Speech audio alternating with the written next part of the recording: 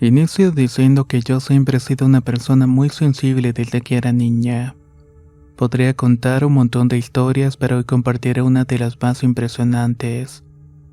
Probablemente también es la más curiosa que todavía recuerdo con asombro. Todo empezó cuando mis padres, mi hermana y yo nos mudamos a una finca. Vivir allí resulta muy agradable. En ese mismo pueblo empezamos a terminar nuestros estudios en la secundaria. Fue allí en ese colegio donde un profesor le regaló a mi hermano un famoso libro intitulado Corazón Diario de un Niño, el cual tiene una trama muy emotiva y se convirtió en uno de nuestros favoritos. Pero cuando el libro llegó a nuestra casa empezaron a suceder cosas extrañas. Unos días después mi madre nos contaba que veía la silueta de un niño aparentemente como de 7 años. Mi padre pensaba que era un duende, pero luego descartó esa idea. Mi hermana y yo también veíamos la misma silueta ya fuera en las habitaciones, la cocina e incluso en los alrededores de la casa. Nunca veíamos su rostro y solamente era la figura de un niño pequeño. Después de unos días ya nos sentíamos incómodos en la casa. Siempre sentíamos que alguien nos observaba y que había alguien detrás de nosotros. Como éramos recién llegados a aquella finca, pensábamos que tal vez alguien había podido haber fallecido trágicamente. Pero preguntamos a un par de vecinos que nos dijeron que no había pasado nada parecido. A esas alturas no sabíamos quién era ese niño y en esa época llegó a visitarnos mi hermano mayor. Un día en el que mis padres tuvieron que viajar a la ciudad precisamente. Esa noche dormimos mi hermana, mi hermano y yo en la misma habitación, pues el ambiente de la casa era muy intranquilo. Durante esa noche escuchamos ruidos afuera de la habitación. Eran como pequeños pasos y susurros de un niño, pero aún así no podíamos conciliar el sueño. En la madrugada, como eso de las 5:30, ya había un poco de luz tenue entrando por la ventana. Mi hermano se había levantado al baño y dijo que medio somnoliento veía a un niño sentado a los pies de la cama donde dormíamos mi hermano y yo. Mi hermano aún se levantó y salió, pues en ese momento medio dormilado creyó que se trataba de su hijo que se había levantado temprano. Cuando volvió del baño miró hacia la cama donde dormíamos y ya no vio al niño. En ese momento, ya más espabilado, recordó asombrado que él no había llevado a mi sobrino. De hecho, mi sobrino se encontraba de paseo en otra ciudad. Ese día comentamos aquel intrigante suceso y así pasó un mes y ya se nos estaba haciendo muy común ver aquella silueta. Escuchábamos los ruidos, risas, voces de niños y susurros por la noche. Pero una tarde de esto subiría a un nivel drásticamente. Me encontraba en la cocina junto a mi hermana y mi madre y ya nos disponíamos a cenar. Al llevar un parte de la cena yo me debía llevar otras cosas más. Luego sentí que alguien estaba parado detrás de mí y creí que era mi hermana que había vuelto. Le pregunté algo sin importancia pero nadie me respondió. Así que volteé y lo que vi me dejó sin aliento por unos instantes. Era un niño pequeño como de 7 años que me estaba mirando sin ojos. Eran solamente cuencas vacías y oscuras. Tenía sus labios morados y un rostro pálido y empezó a hacer una mueca de risa, pero era una risa siniestra. En ese momento reaccioné y grité: «¡Ey! ¿Quién eres tú?». Momento en el cual el niño empezó a difuminarse. Primero se volvió como una niebla muy oscura y densa hasta que se fumó por completo en un vórtice translúcido. Todo lo anterior ocurrió en un término de varios segundos. En ese momento mi madre entró y me preguntó con quién estaba hablando, pero no le contesté nada. Ella es muy susceptible a este tipo de cosas y estaba segura de que se iba a asustar. Luego de eso todos empezamos a sentirnos más incómodos y estábamos muy nerviosos a todo momento. Lo peor era que ya no solamente veíamos a este niño, también veíamos una sombra más grande y oscura rondando por nuestro patio. Una tarde vi a un humo negro que llegaba flotando lentamente hasta llegar a la puerta de la casa. Nosotros no somos religiosos, pero sí somos personas muy espirituales. Por esta razón, algunas personas de iglesias cristianas venían a visitarnos y oraban en nuestra casa. Esto hacía que aquel niño y esa sombra desaparecieran por algunos días. También visitábamos iglesias y el sacerdote nos decía que regáramos agua bendita por toda la casa. Esto también ayudaba a calmar los ruidos y demás apariciones. Pero a pesar de que realizábamos todo esto, los entes continuaban apareciendo. Una ocasión fuimos a la ciudad a visitar a nuestros hermanos. Llegamos y mis hermanos trajeron algo de comer y nos pusimos a ver videos de terror sentados en los muebles de la sala. Fue en ese momento cuando en un canal muy conocido presentaban la historia de un cuadro maldito llamado El Niño que Llora. En él decían que cuando se tiene este tipo de cuadro en la casa se veía un niño, pero este no era realmente un niño, sino más bien se trataba de un demonio. Cada cosa que describían en esta historia coincidía con lo que nosotros estábamos experimentando. ¿Cuál fue nuestra sorpresa que cuando apareció en la pantalla la imagen de la cual estaban hablando, ese niño se encontraba en la portada del libro que le habían regalado mi hermana? También decían que en el video donde hubiera una copia de esta pintura se originaban incendios de forma repentina. Esto también nos hizo recordar algo más. Una tarde mi hermana y yo habíamos salido al pueblo para comprar algunas cosas. Cuando regresamos vimos a mi madre muy asustada. Resulta que casi se incendia la casa de forma inexplicable. Parece que la estufa encendió otra cosa y se empezaba a encender una mesa de madera. Esta estaba cerca de un contenedor de gas y la tragedia hubiera sido impresionante si las llamas se hubieran acrecentado. Pero gracias al cielo que mi madre pudo controlar todo esto de forma rápida. En el momento en que mi madre apagaba las llamas también llegó a visitarnos un pastor de la iglesia cristiana. Él es un gran amigo nuestro y también ayudó a tranquilizar a mi madre. De hecho, ella dijo que en ese momento no supo cómo hizo para reaccionar tan rápidamente, que fue casi como si otra persona le dijera qué debía hacer para apagar las llamas. Recordando todo lo anterior, resulta ser mucha coincidencia todo esto. Era una historia como otras que vemos en YouTube, y no nos quedaron dudas. Ese día después que regresamos a la finca de mi padre, buscamos el libro y retiramos la imagen de aquel niño. Mi hermana y yo hicimos una limpia con hierbas e incienso y echamos alcohol en un recipiente y quemamos la imagen. Desde entonces no se han escuchado ruidos, ni vimos más sombras ni aquella silueta de aquel niño en la casa. Creo que es bastante cierto sobre algunos objetos que tienen auras oscuras.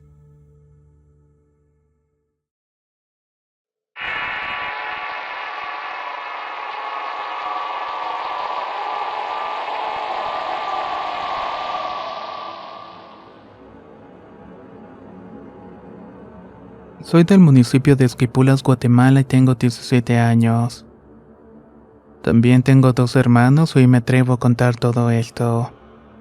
Para empezar, tengo que regresar 7 años cuando tenía 10, época en la cual mis padres aún vivían juntos y eran muy felices.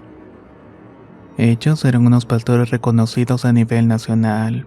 De hecho, vivíamos en una iglesia puesto no teníamos mucho dinero. Ahí ellos predicaban y mucha gente llegaba a ese sitio.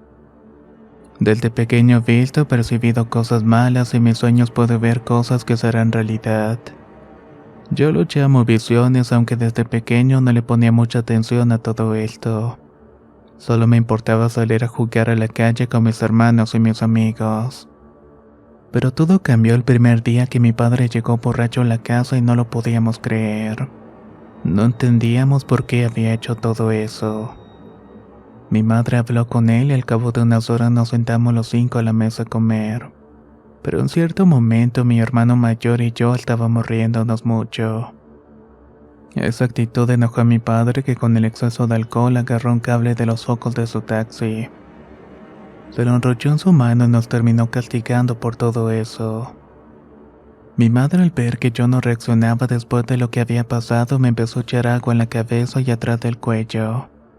En ese momento fue la primera vez que tuve una visión e imaginé cómo serían los días de ahí en adelante. En la visión pude ver a mi bisabuela, que debo recalcar jamás la había conocido ni por fotografía. sino que me di cuenta de quién era unos años después cuando fuimos a visitarla. Al conocerla ya antes de que le dijera cualquier cosa me dijo: siempre que necesites estaré contigo. Poco tiempo después de haberla conocido falleció. Para esto mis padres discutían por todo.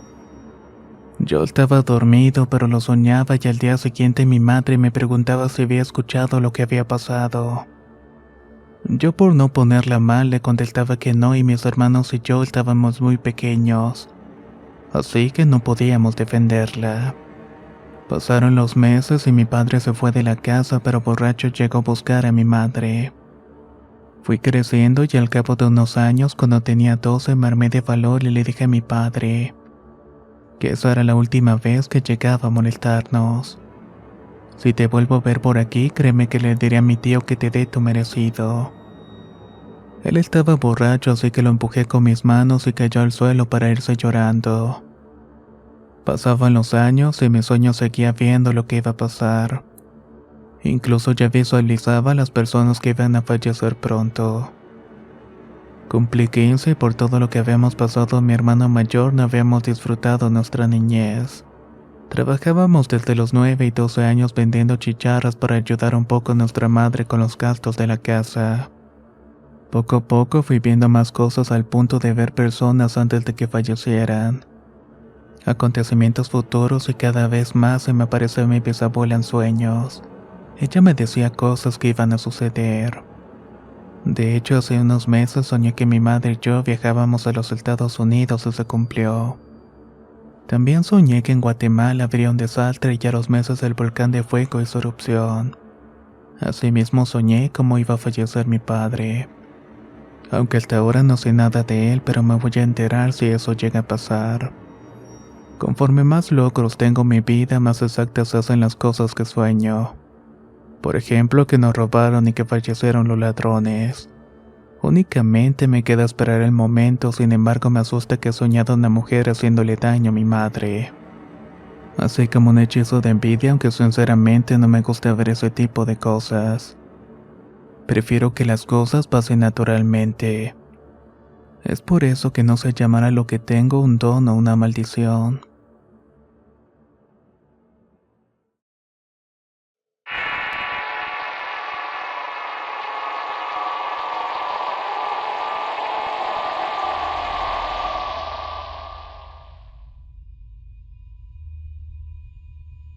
Soy de Puerto Ordaz, Venezuela, y este relato me lo contó un amigo que trabajaba en la finca de mi tío.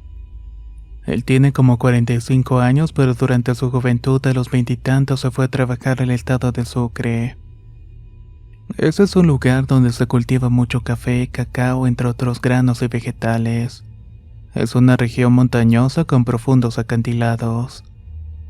Él llegó donde su tío, quien vivía en una casita pequeña en lo alto de una montaña cerca de un sembradío grande de cacao donde trabajaría para la cosecha.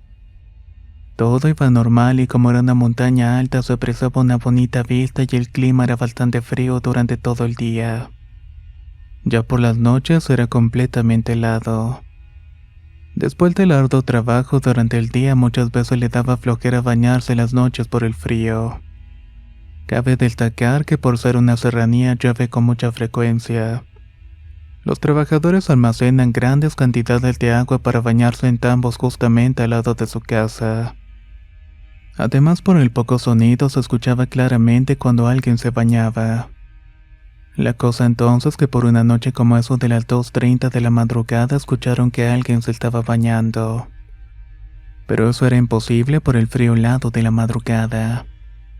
Creyendo que era su tío, ni siquiera se levantó para asomarse. Hasta que poco a poco el sonido del agua cayendo se fue disipando. Tiempo después quedó profundamente dormido. Unos días después los dos estaban sentados afuera de la casa hablando de cualquier tema. Mi amigo recordó y le preguntó a su tío si estaba loco, cómo era posible que se bañara a las horas de la madrugada. A lo que le contestó de que no era él sino un antiguo trabajador que había resbalado y fallecido montaña abajo. Dicen que aún llega a bañarse en esos tambos y luego se marcha, pues él mismo los había colocado en ese sitio. Mi amigo quedó asombrado pues él había escuchado de cosas por el estilo, pero nunca había vivido algo así en carne propia. Todavía un poco incrédulo llegó la hora de dormir y pensando en el relato de su tío escuchando el sonido de los animales nocturnos y un poco de música en su radio. Se fue quedando poco a poco dormido. Después de unas horas ya dormido se escuchó a lo lejos el chapoteo del agua cayendo al suelo. Poco a poco se fue escuchando más fuerte hasta que lo despertó completamente. Se levantó y fue al patio y estando enfrente a la puerta del baño se quedó pasmado. Pensaba que pudiera ser el fantasma bañándose y no tuvo el valor para abrir. Regresó rápidamente a su cama temblando más por el miedo que por el frío, solamente pensando que una aparición llega a bañarse a la casa donde te estás quedando. A los días de recoger la cosecha se fue de allí en búsqueda de otro trabajo.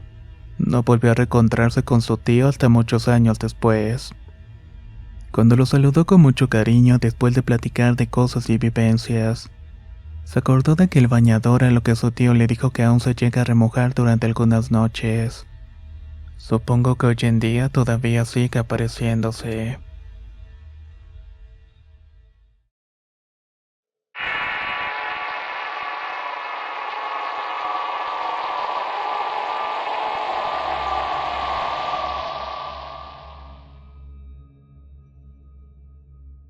Soy de Coatzacoalcos, Veracruz y mi madre nos contó que cuando mi hermana mayor tenía meses de nacida, una tarde casi entrada la noche escuchó afuera de su casa de láminas que las gallinas estaban muy alborotadas. Y en eso que se mete una a la cocina. Ella la trataba de sacar con la escoba, pero la gallina estaba tan asustada que no quería salir. De pronto vio que en la puerta estaba parado un perro de color negro que la estaba mirando. Para esto mi padre estaba durmiendo y por más que trataba de despertarlo no pudo hacerlo. En eso estaba cuando el perro se paró en sus patas traseras y empezó a crecer hasta volverse un hombre. Estaba vestido en un traje de charro con un sombrero grande y con botones de oro que brillaban bastante. ¿Con qué eres tú? ¿Qué quieres aquí?, preguntó mi madre. Vengo por la niña, respondió dejando a mi madre el punto de los nervios. Al decir esto la tomó de las piernas y mi madre rápidamente la agarró de los antebrazos, jalándola hacia ella y empezó a insultar al hombre y a rezar a Dios. «Cállate o me la llevo», gritó enfurecido el charro. «Regresaré cuando ella cumpla 15 años». A lo que mi madre entonces le dijo: «Si no te la llevaste ahorita que está bautizada, menos podrás cuando ya tenga todos los sacramentos». Pasaron los años y celebraron los 15 de mi hermana y nunca pasó nada. Ella siempre estuvo involucrada en la iglesia y así conoció a su esposo en el coro. Aparentemente le iba a dar una buena vida y se recibió de enfermera, se casó y terminó todo. Él no la trataba tan bien, aunque nunca lo admitió y un día yo lo vi. Pero como era una niña no dije nada. Él era un borracho y flojo criado por su madre y dos hermanas que le solapaban todo.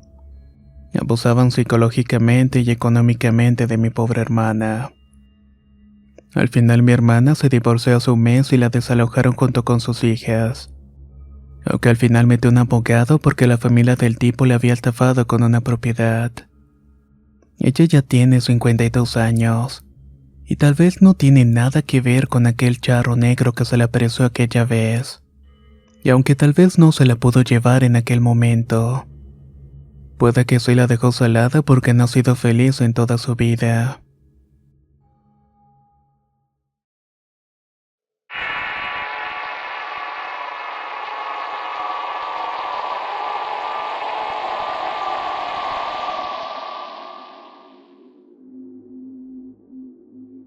Esta historia pasó en los años 60 en un pueblo llamado El Grullo, Jalisco.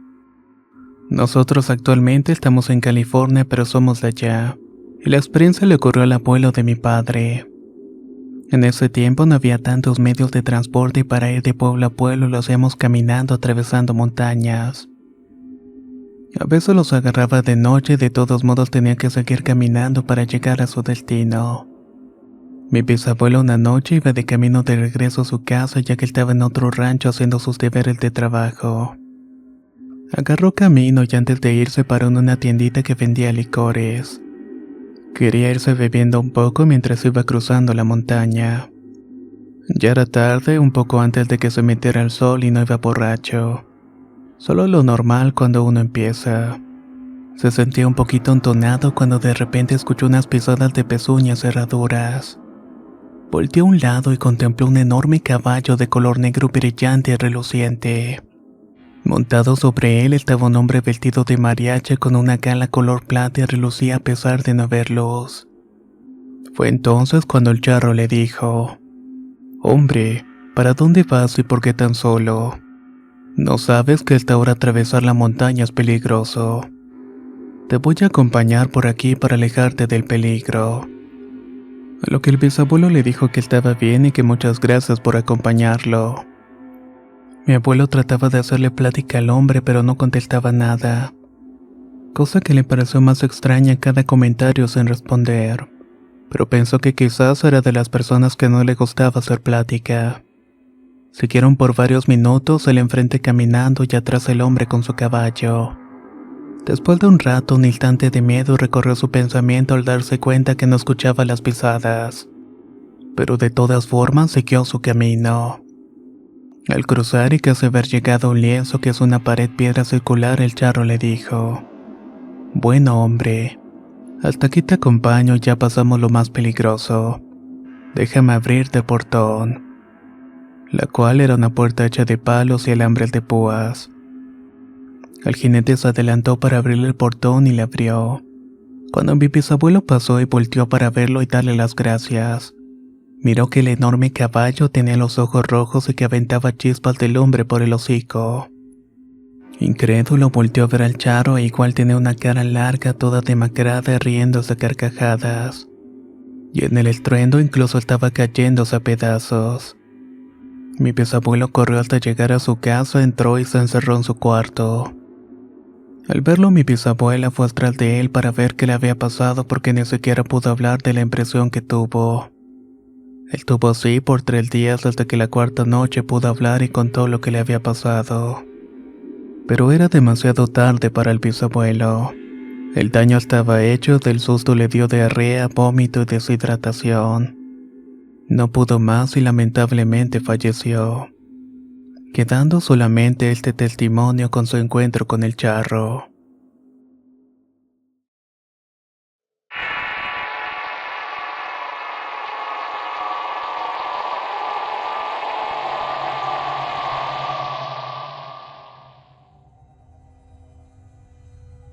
Esto ocurrió por el año 2003 y me encontraba cursando el 5º semestre en el CETIS 33. Era una época en la que normalmente los viernes nos íbamos a tomar. Esa ocasión no fue la excepción. Uno de mis amigos, Arturo, nos dijo que ese día le cambiáramos y nos fuéramos a un bosque llamado Shiluka. Les habló a sus primos y nos fuimos en 2 carros. En el carro de Arturo íbamos Oscar, Andrea, Kelly, Carla y yo. En el otro solamente iban sus primos y algunos amigos. Mientras manejábamos nos iban platicando algunas historias de terror sobre aquel sitio. La situación me pareció genial y en la charla hicimos una parada en el Oxxo para comprar todas las bebidas y algunas cosas más. Seguimos el camino y en una desviación tomamos un camino de terracería. A lo lejos alcanzamos a ver un edificio de un piso. Arturo nos platicó que ese lugar antes de ser un kinder era una casa de salud mental. Que en una ocasión uno de los internos provocó un incendio y varios murieron. Y mientras tanto otros más corrieron en llamas hacia el bosque. Estábamos entretenidos escuchando la historia cuando pasamos ese edificio y el ambiente cambió por completo. Aunque solamente Andrea, Carla, Kelly y yo lo percatamos. En el aire se escuchaban voces como si fueran cantos gregorianos. Nosotros estábamos algo sacados de onda porque solamente nosotros 3 los estábamos escuchando. La situación nos puso algo nervioso y a lo lejos vimos que venían 3 ciclistas.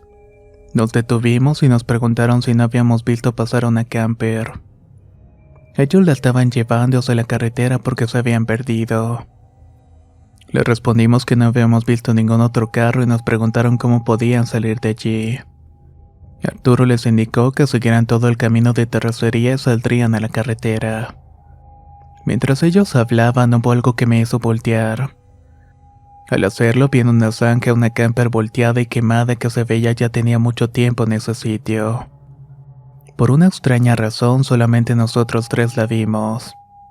No sé cómo ni sé por qué, pero tenía la sensación de que algo malo pasaría. Arribamos a un lugar donde había un pequeño río y al estacionarse Andrea abrió de inmediato la puerta del carro y echó a correr sin razón aparente. Pensamos que quizás iba a buscar dónde hacer del baño, pero al correr comenzó a gritar que la dejaran en paz. Cuando lo escuchamos, Carla y yo comenzamos a correr atrás de ella. Cruzamos al río y ella seguía gritando y cuando la alcanzamos me comenzó a golpear hasta que la hizo reaccionar. Al vernos comenzó a llorar y le preguntamos qué era lo que había pasado. Ella nos dijo que cuando abrió la puerta había un tipo de monje con la cara descarnada que la tomó del cabello. Ella se zafó, pero el monje estaba atrás de ella corriendo. No vio nada más hasta que la alcanzamos. En eso el monje soltó una carcajada y le dijo con una voz horrible que de ese lugar no íbamos a salir. La tranquilizamos y regresamos a donde estaban los demás y preguntaron qué era lo que había pasado. Solo respondimos que ya no aguantaba las ganas de ir al baño y con eso se quedaron tranquilos. Kelly se me acercó y a ella sí le conté lo que había pasado. Me preguntó por qué no le dije a los demás y mi respuesta fue que ellos no me iban a creer y que lo podían tomar como una burla. Comenzamos a tomar, contar chistes y divertirnos. Como eso de las 6 comenzó a oscurecer y hicimos una fogata. Ya muy a gusto comenzó a relampaguear y a lo lejos cayó una llovizna y como eso de las 8 de la noche el bosque se veía bastante tenebroso.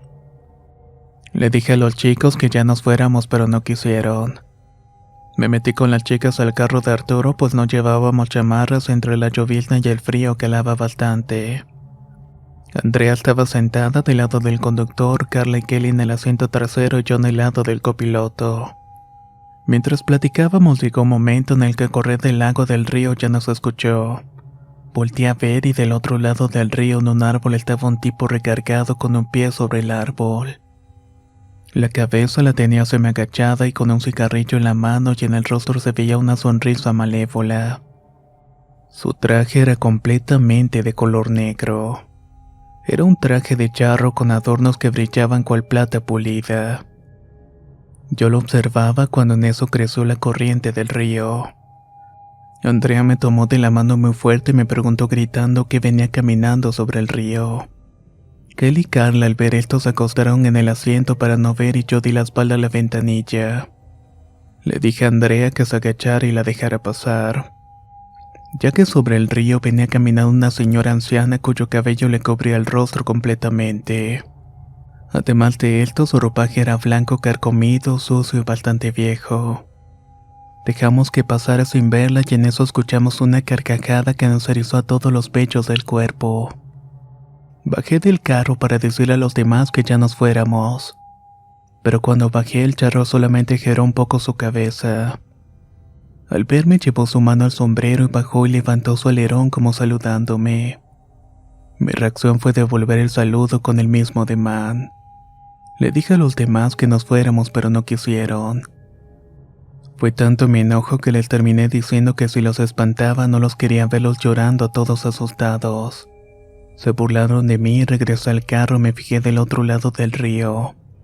Solamente que en este caso el charro ya no se encontraba allí. Me subí y en ese momento la fogata levantó una llamarada como si le hubieran echado gasolina. Alcancé a ver la figura de un hombre dentro de las llamas. Levanté la mirada y en el árbol se apreció una gente colgada de las ramas. Se encontraba balanceándose tanto que las ramas estaban crujiendo. En eso llegaron todos corriendo y fue tanta la desesperación de uno de ellos que se metió por la ventanilla del carro. Con terror y desesperación le dijo a Arturo que arrancara, pero de los nervios no atinaba la llave. Mientras tanto, su primo no arrancaba y se escucharon voces y cantos nuevamente. Después de 4 intentos, el carro encendió y el humo del escape pasó por la ventanilla abierta. Ahí dejó ver claramente como un ente como encapuchado se asomó dentro del carro riéndose. Oscar al verlo se puso nervioso diciendo que de lo ebrio ya estaba alucinando. a lo cual todos respondieron que no solamente fue el humo, que realmente alguien se había sumado dentro del vehículo. Arturo, desesperado, aceleró al fondo, pero el camino ya estaba muy oscuro. Íbamos tenso y de hecho me volvió el mismo sentimiento de la entrada en la terracería. Sabía que no estaríamos tranquilos hasta salir de ese lugar. En una subida el carro se apagó con todo y luces. Nos quedamos parados y nos detuvimos y después de un par de minutos arrancó de nuevo. Al encender los faros nuevamente noté a una señora con el rostro desfigurado y con las manos en mi ventanilla. La vi de reojo y me causó miedo, pero no dije nada para no alterar a los demás. Cuando llegamos al kinder, Arturo apagó las luces y puso las intermitentes. Le dije que prendiera la luz pues no podía ver nada. Al momento de hacerlo vimos a una persona con bata de hospital a punto de lanzarse al vehículo. Me le quedé viendo fijamente y ese ser simplemente no hizo nada. Seguimos sobre el camino de terracería y vimos que venía una camioneta camper. Era por la cual habían preguntado aquellos ciclistas, pero no logramos ver al conductor. Ya por el retrovisor vimos que unos metros adelante se había desvanecido. Cuando por fin llegamos a la carretera todos dimos un suspiro de alivio. A pesar de ello, siento que ese día nos dejó algún tipo de marca. Una marca que quizás ya nunca podemos borrar. Después de esa experiencia nos separamos y dejamos de hablarnos.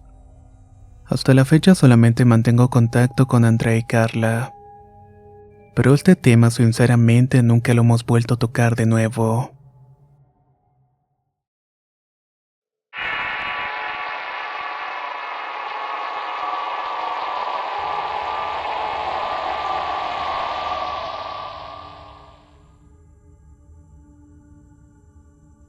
Soy del Estado de México y vengo a relatar una historia que me contó mi abuelo cuando yo tenía 10 años.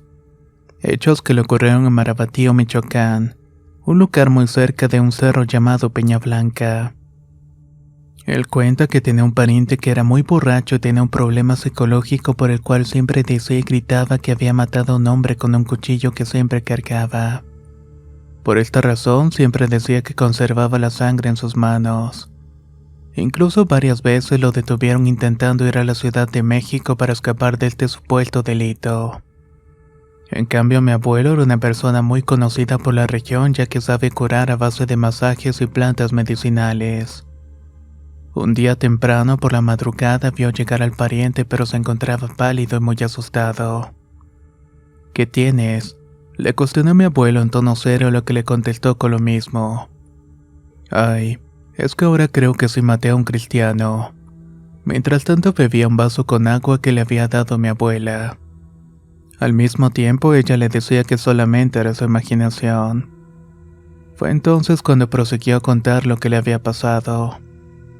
Dijo que venía saliendo de un pueblo cercano llamado Los Blancos y que estaba tomando con sus amigos. Decidió cortar camino adentrándose en la loma hasta llegar al camino antiguo que conduce a Peña Blanca. Llegando casi al final del empedrado miró al arroyo y al árbol de tepozán y notó a un hombre vestido de charro amarrando su caballo mezquite. No se le veía facción alguna del rostro, pero resaltaba bastante sus botones de oro que brillaban con la luz de la luna llena. Decidió no prestar atención y seguir su camino, pero el charro no le permitió poner un pie en el arroyo. Cuando se acercó el pariente al agua, el hombre sacó un machete e intentó agredirlo.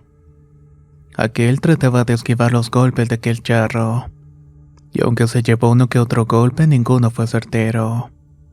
Así pues, el pariente cargaba su cuchillo y pidió perdón a la Virgen y a Dios y acto seguido estepó un cuchillo en el pecho del charro. Este cayó directamente al agua, por lo cual el pariente tuvo que irse además de asustado con un remordimiento de conciencia muy profundo. Mi abuelo cuenta que tenía algunos rasguños en los brazos y otro en el pecho, y que cuando el pariente terminó de contar salió y no se supo de él por un buen rato. Hasta su esposa le preguntó a mi abuelo qué fue o qué le había pasado porque nadie sabía nada de este. Una semana después se enteraron que él estaba en la Ciudad de México y esto era para evitar que lo encarcelaran por un crimen que había cometido. Lo más llamativo y por lo cual se había seguido contando este relato es que al día siguiente de este incidente no se encontró cuerpo alguno rollo abajo, mucho menos el caballo de este mencionado charro.